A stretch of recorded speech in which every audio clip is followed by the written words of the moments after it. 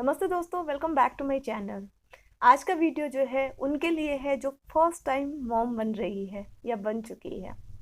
अक्सर क्या होता है कि जब हम फर्स्ट टाइम मॉम बनते हैं तो हमें कुछ भी पता नहीं होता है, क्योंकि हम टाइम के साथ साथ हम सीखते हैं। हर दिन हमारे लिए एक नया लेसन होता है, हमारे बेबी के लिए भी नया लेसन होता है। तो ये जो टाइम होता है ना, बच्चा भी सीखता है और मम्मा भी सीखती है। मैं भी हर दिन सीखी और आज भी सीख रही हूँ। हर दिन कुछ नया नया सीखने को मिलता है। आज की वीडियो में हम बात करेंगे कि कैसे हम जब न्यू मॉम बनते हैं तो हमें क्या क्या चीज़ को ध्यान में रखना चाहिए, कौन सी चीज़ें हैं जो करनी चाहिए, कौन सी चीज़ें नहीं करनी चाहिए। क्योंकि कई बार हम कुछ ऐसा कर देते हैं जो हमें इनिशियल टाइम में बेबीज़ के साथ नहीं करना चाहिए, नहीं तो उसके गलत परिणाम हो सकते हैं। तो आज की वीडियो में हम यही जानने वाले हैं।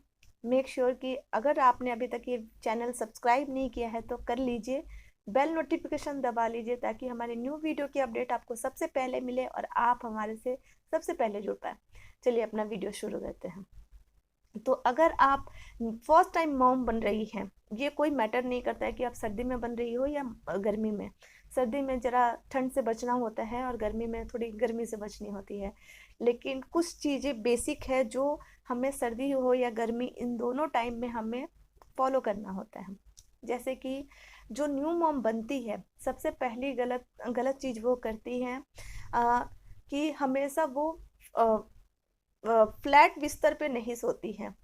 आपका जो बेड है ना, वो फ्लैट होना चाहिए, प्लस जो गद्दा है ना बहुत ज़्यादा हार्ड होना चाहिए ना बहुत ज़्यादा सॉफ्ट होना चाहिए।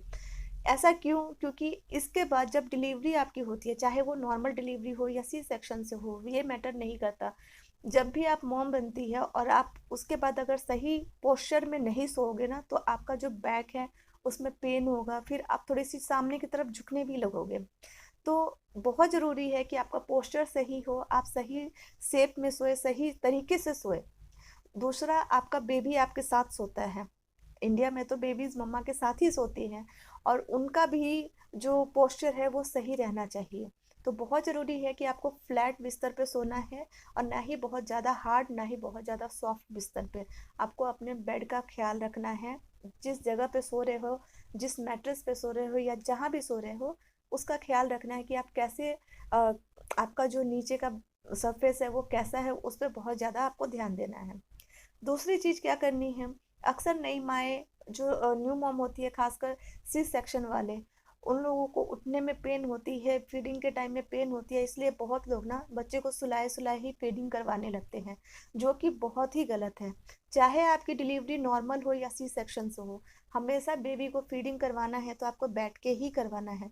सोए सोए कभी भी फीडिंग नहीं करवाना चाहिए, क्योंकि वो फीडिंग जब बच्चा लेट के फीडिंग करता है ना, तो उसका कान बहने की शिकायत हो सकती है, कान में प्रॉब्लम हो सकती है।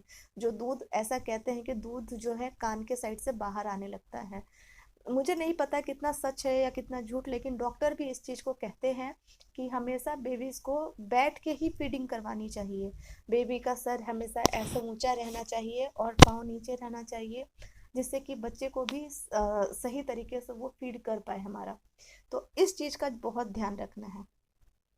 थर्ड, आपको ध्यान देना है कि आपका जो न्यूबॉर्न बेबी होता है, वो बेबी ना अपना गला जो है उस यहाँ पे उसका ब्रेक नहीं रहता है, तो वो हमेशा उसके जो नेक है ऐसे ऐसे होती रहती है, ऐसे घूमती रहती है, ऐसी रहती है।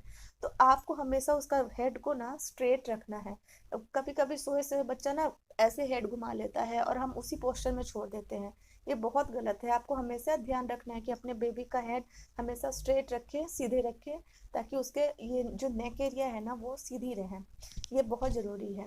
इन सब चीज़ों के बारे में आप डॉक्टर से भी बात कर सकते हैं, क्योंकि डॉक्टर एक्चुअली में आपको सही तरीके से बता सकते हैं कि आप क्या गलत कर रहे हो, क्या सही कर सकते हो। तो ये चीज़ें आपको ध्यान रखनी है। अब चौथा ध्यान रखना है, क्योंकि आपको आपका बच्चा आपका फीड कर रहा है, तो आपको बहुत ध्यान रखना है कि आप क्या खा रहे हो।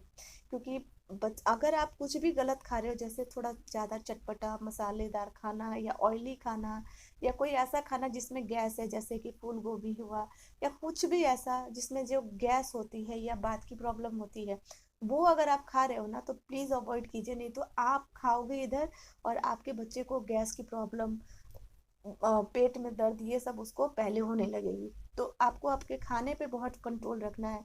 आई नो डिलीवरी के बाद बहुत मन होता है कि कुछ टेस्टी खाए, कुछ अच्छा खाए, लेकिन माँ को बहुत सारी चीज़ें देखनी पड़ती है, बहुत सारी चीज़ें करनी पड़ती है।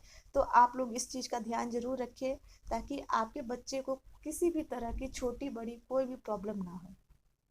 आपको पांचवा बहुत जरूरी है करना है क्या है कि जब भी आप न्यू मॉम बनते हो, चाहे आप गर्मी में बनते हो या सर्दी में बनते हो, बच्चे को तो कवर करना जरूरी ही है, बच्चे को तो अच्छे से पैक करना जरूरी है, लेकिन खुद को भी पैक करना बहुत जरूरी है। आप अपने कान को जरूर बांध के रखें, नहीं तो उस टाइम में हमारा बॉडी बहुत वीक होता है, और एक बार जो ठंड है ना कान में चली गई तो उसके बाद आपकी पूरे लाइफ ना वो सर में एक सीटियाँ बजती रहती है, सर सुन्न होता रहता है। आई नो, मैं मुझे नहीं पता कि मैं आप लोगों को किस तरीके से समझा पा रही हूँ। अब बहुत लोगों के साथ ऐसा होता है, तो आप लोग, अगर आप लोगों के साथ होता है तो प्लीज़ अपना एक्सपीरियंस यहाँ पे जरूर बताना, ताकि जो मेरे न्यू व्यूवर्स है ना उनको थोड़ी सी हेल्प मिल पाए। और बहुत ज़रूरी है कि आप अपने कान को एटलीस्ट कवर करके रखिए और पैर को कवर करके रखें, क्योंकि इन दो जगह से बहुत ज़्यादा ठंड होती है। ये कोई मैटर नहीं करता है कि आप गर्मी में बेबी बर्थ कर रहे हो या सर्दी में, क्योंकि गर्मी में भी आपको ये दोनों जगह कवर करना बहुत ज़रूरी है। तो दोस्तों यहाँ पे मैंने कुछ छोटी छोटी चीज़ें बताई जो मैंने अपनी डिलीवरी के टाइम में की थी, जिसकी वजह से मुझे आज तक ना बैक पेन कभी नहीं हुआ, ना ही मुझे कान में सीटियाँ बजती है या सर में दर्द होता है, ऐसा कुछ भी नहीं हुआ मेरे साथ। जो मैंने छोटी छोटी टिप्स अपनाई थी अपनी लाइफ में, वो सारी चीज़ें मैंने यहाँ पे शेयर की। अब यहाँ पे जितने भी व्यूवर्स आएंगे जो ऑलरेडी मॉम है, प्लीज़ आप लोग अपना भी एक्सपीरियंस शेयर करना, आप लोगों ने क्या क्या किया, क्योंकि जो न्यू मॉम बनने वाली हैं या बन चुकी है, जो यहाँ पर ये वीडियो देख रही है, उनको आपके एक्सपीरियंस से भी थोड़ी सी एक्सपीरियंस मिले।